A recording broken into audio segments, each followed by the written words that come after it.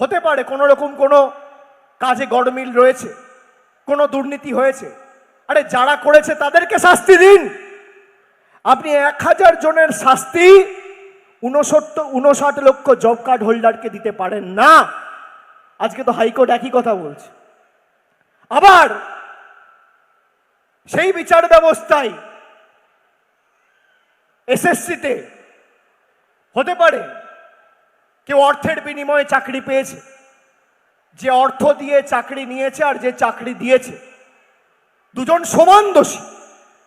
অন্যায় যে করে আর অন্যায় যে সহে, তব ঘৃণা যেন তারে তৃণ সমদহে। কিন্তু আপনি বলুন, কিছু লোক টাকা দিয়ে অর্থের বিনিময়ে চাকরি পেয়েছে, তাই পুরো প্যানেল বাতিল। আমি যদি বলি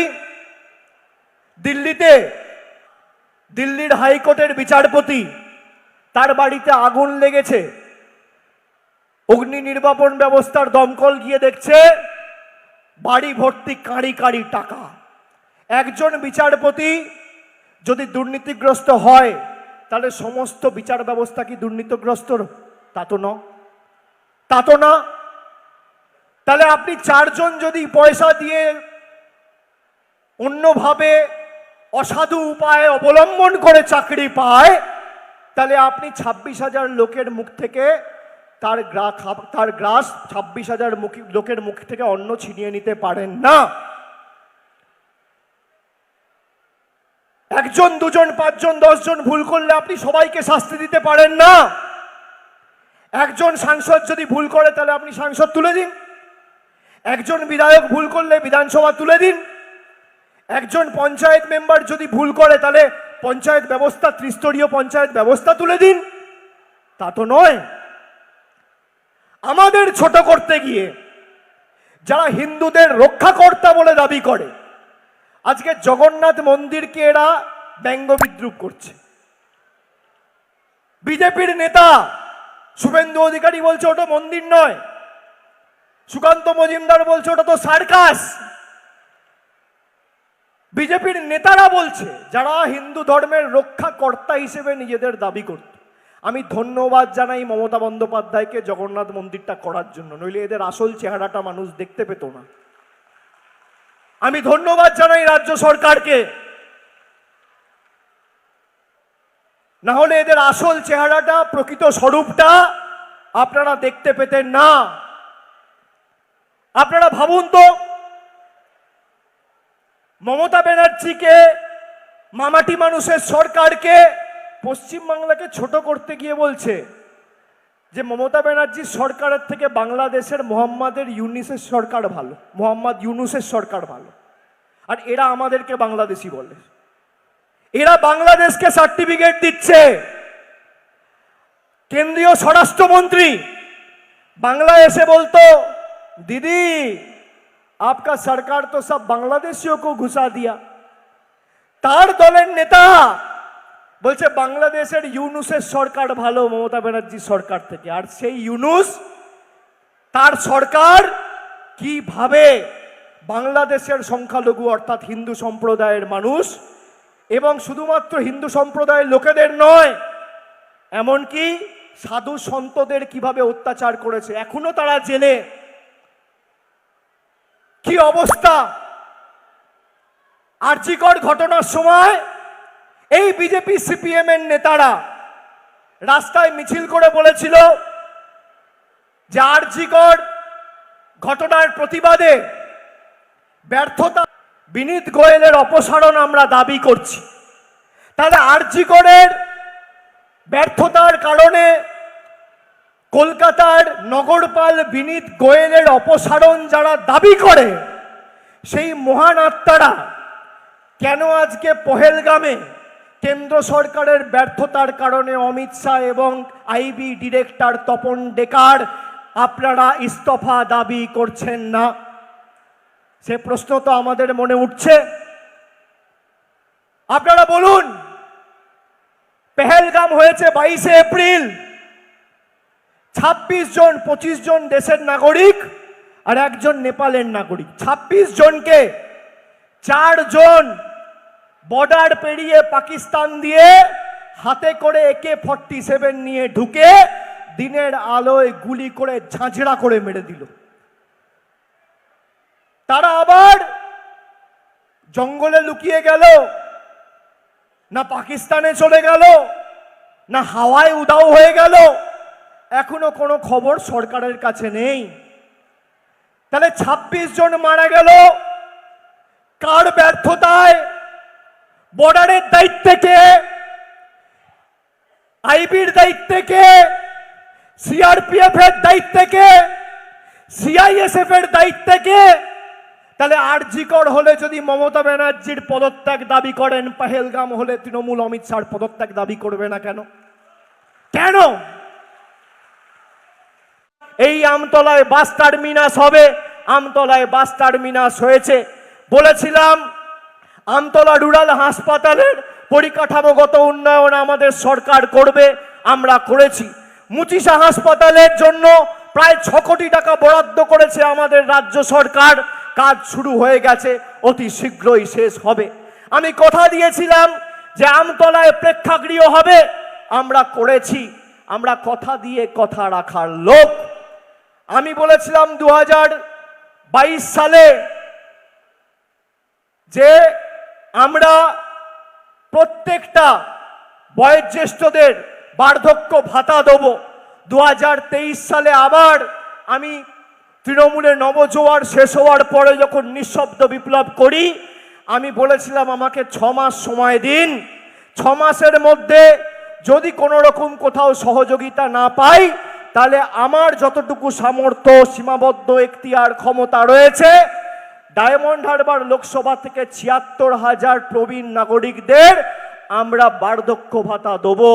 সেই কথা আমি পূরণ করে যে 2025 সালের দুর্গাপুজো অর্থাৎ আজ থেকে 2-3 মাসের মধ্যে এই চিঠির কপি 76,000 মানুষের বাড়িতে আমি পাঠাবো। যে আমি আপনাদের পরিষেবা দিতে চাই, আমাদের সরকার আপনাদের পরিষেবা দিতে চায়, আর বিজেপি বাধা সৃষ্টি করে, বিজেপি কি করে বিঘ্ন করে, কি করে বাধা বিঘ্ন তৈরি করে, কি করে উন্নয়ন বাধাপ্রাপ্ত হতে পারে, কি করে আপনার টাকা আপনি না পান, আপনার টাকা তুলে নিয়ে গুজরাটে চলে যেতে পারে, উত্তরপ্রদেশে চলে যেতে পারে, সেই প্রচেষ্টায় লিপ্ত হয়েছে। আমি আপনাদের বলছি এই চিঠি 75,000 বর্ষিয়ান নাগরিককে ডায়মন্ড হারবার লোকসভা কেন্দ্রে যারা থাকেন তাদের বাড়িতে আমি এই চিঠি পৌঁছাবো। আপনারা চোখে দেখুন এই বাংলা বিরোধী আর উন্নয়ন বিরোধী বিজেপির প্রকৃত স্বরূপ। আর আপনারা কি ভাবেন? বিজেপির নেতারা ভাবে ইনকাম ট্যাক্স, ইডি, সিবিআই লাগিয়ে আপনারা অভিষেক ব্যানার্জিকে আটকাবেন।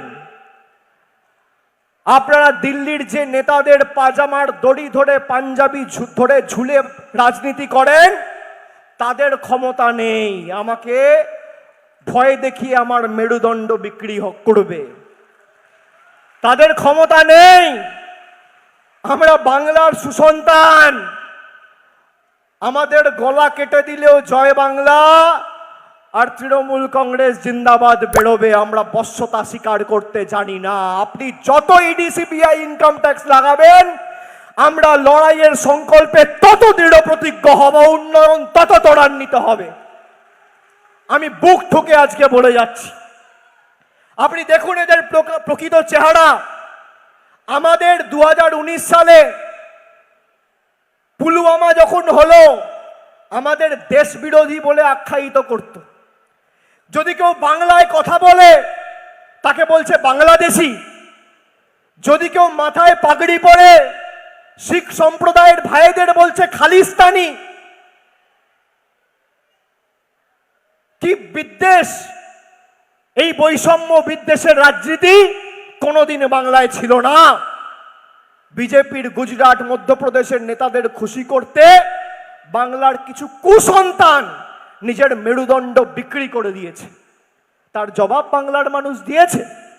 কিন্তু আজকে আপনারা দেখুন, যারা আমাদের দেশ বিরোধী বলে আখ্যায়িত করত, আজকে সর্বদলীয় যখন ডেলিগেশন প্রতিনিধি দল 5টা দেশে গেল, আমাকে সেই ডেলিগেশনের সদস্য করে আমার দল পাঠিয়েছিল, সেখানে গিয়ে আমি দেশের কথা বলেছি।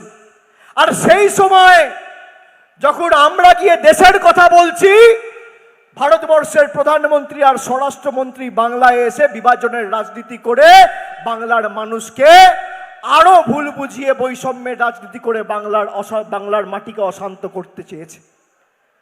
দিনের আলোর মতো পরিষ্কার। তাহলে দেশ বিরোধী কারা? দেশ বিরোধী কারা? আমি বলেছি পাকিস্তান অকুপাইড কাশ্মীর ভারতের অবিচ্ছেদ্য অঙ্গ, ভারতের দখল করা উচিত, নেওয়া উচিত। বিজেপির কোন নেতার ক্ষমতা আছে বলবে?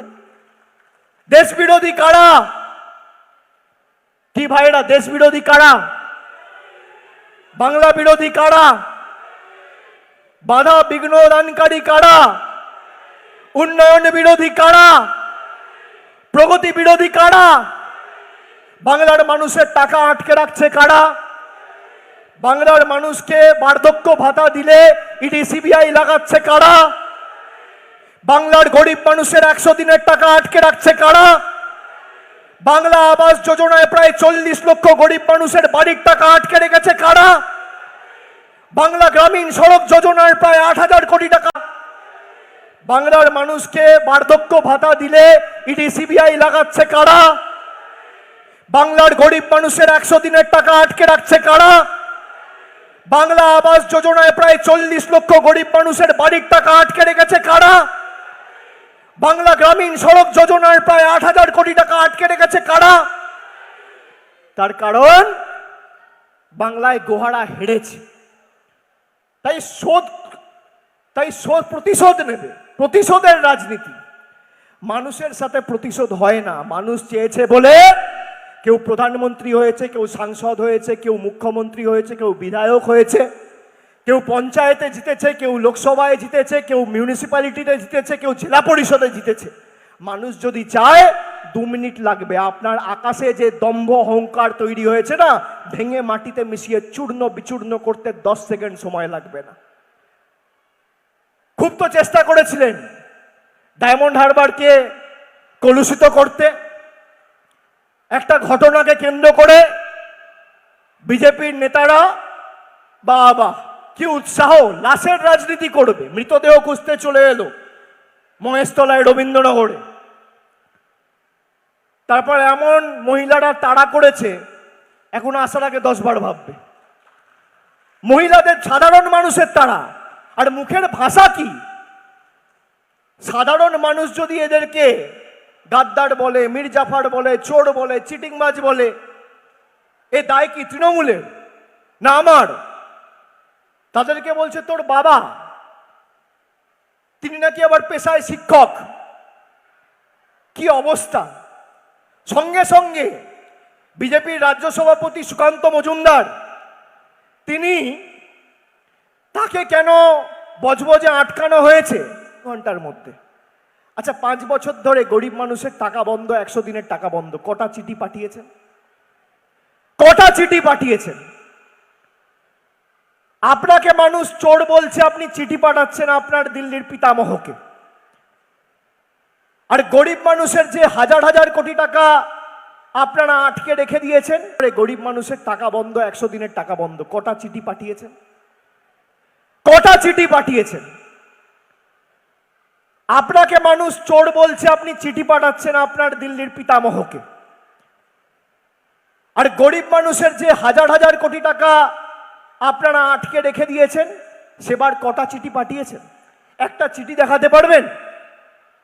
দেখাতে পারবেন যে আপনি 2019 থেকে 24 আর 24 থেকে 25 প্রায় 6 বছর সাংসদ, গরিব মানুষের 100 দিনের টাকা কেন বন্ধ বা আবাসের টাকা কেন বন্ধ একটা চিঠি পাঠিয়েছেন? দেখাতে পারবেন না। আমি সেবাশ্রয় করলে আটকাতে হবে, আমি ডক্টর অন হুইল করলে আটকাতে হবে, আমি কল্পতরু করলে আটকাতে হবে, আমি শ্রদ্ধার্ঘ্য করলে আটকাতে হবে। মমতা ব্যানার্জি 100 দিনের কাজের টাকা দিলে আটকাতে হবে। মমতা ব্যানার্জির সরকার আবাসের টাকা দিলে আটকাতে হবে। মমতা ব্যানার্জির সরকার চাকরি দিলে কোর্টে মামলা করে আটকাতে হবে। মমতা ব্যানার্জির সরকার যাদের চাকরি চলে গেছে তাদের যদি আর্থিক সহযোগিতা সাহায্য করতে হয় আবার মামলা করে আটকাতে হবে। তৃণমূল আপনাকে সাহায্য করতে চায় আর বিজেপি আপনার মুখ থেকে ভাতের গ্রাস ছিনিয়ে নিতে চায়, এটাই হচ্ছে পার্থক্য। আপনারা বলুন না, আমি বলেছিলাম 100 দিনের আন্দোলন যখন আমরা দিল্লির বুকে করেছিলাম, বাংলায় নবজোয়ার করেছিলাম, যে হতে পারে 100 জন, 200 জন, 500 জন, 600 জন, 1000 জন হতে পারে কোনো রকম কোনো কাজে গড়মিল রয়েছে, কোনো দুর্নীতি হয়েছে। আরে যারা করেছে তাদেরকে শাস্তি দিন। আপনি 1000 জনের শাস্তি 59 লক্ষ জব কার্ড হোল্ডারকে দিতে পারেন না। আজকে তো হাইকোর্ট একই কথা বলছে। আবার সেই বিচার ব্যবস্থায় এসএসসিতে হতে পারে কেউ অর্থের বিনিময়ে চাকরি পেয়েছে, যে অর্থ দিয়ে চাকরি নিয়েছে আর যে চাকরি দিয়েছে দুজন সমান দোষী। অন্যায় যে করে আর অন্যায় যে সহে, তব ঘৃণা যেন তারে তৃণ সমদহে। কিন্তু আপনি বলুন, কিছু লোক টাকা দিয়ে অর্থের বিনিময়ে চাকরি পেয়েছে তাই পুরো প্যানেল বাতিল। আমি যদি বলি দিল্লির হাইকোর্টের বিচারপতি, তার বাড়িতে আগুন লেগেছে, অগ্নি নির্বাপন ব্যবস্থার দমকল গিয়ে দেখছে বাড়ি ভর্তি কাঁড়ি কাঁড়ি টাকা। একজন বিচারপতি যদি দুর্নীতিগ্রস্ত হয় তাহলে সমস্ত বিচার ব্যবস্থা কি দুর্নীতিগ্রস্ত? তা তো না। তাহলে আপনি 4 জন যদি পয়সা দিয়ে অন্যভাবে অসাধু উপায় অবলম্বন করে চাকরি পায়, তাহলে আপনি 26,000 লোকের মুখ থেকে তার গ্রাস 26,000 লোকের মুখ থেকে অন্ন ছিনিয়ে নিতে পারেন না।